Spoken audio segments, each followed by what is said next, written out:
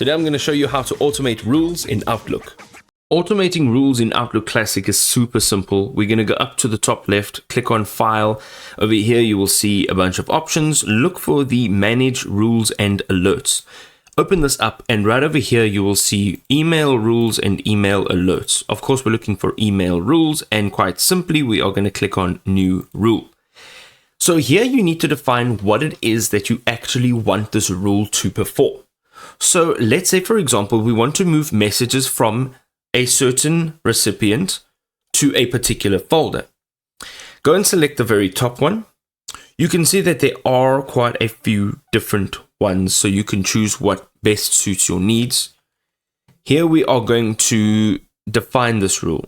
So step 2 allows you to edit the rule's description. Okay, so go ahead, click on Next, and here we are going to choose exactly the specifics of our rule. So we've got from a certain person or a public group. Now down at the bottom, it says from people or public group. Go ahead and click on this and select the person or the public group that you would like to use this rule for. Once you've selected it, click on the from icon here. It will now add this in.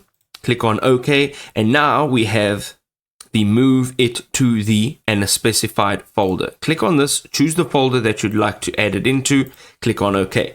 Now you can see it says from this email address, move it to this folder. Click on Next. Here you can choose what you want to do with the message. So you can stop processing more rules, you can move it to the specific folder, and you can add in additional steps.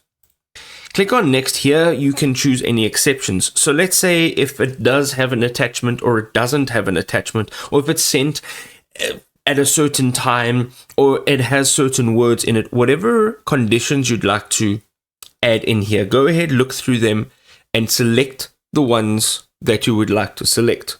So for example, I'm going to select this except if sent only to me. Here we are going to click on Next.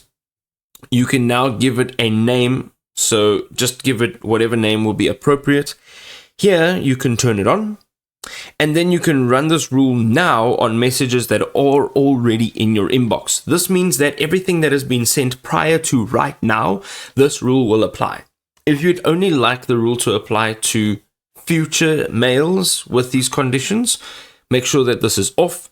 Make sure that it says turn on this rule, and go ahead and click on Finish.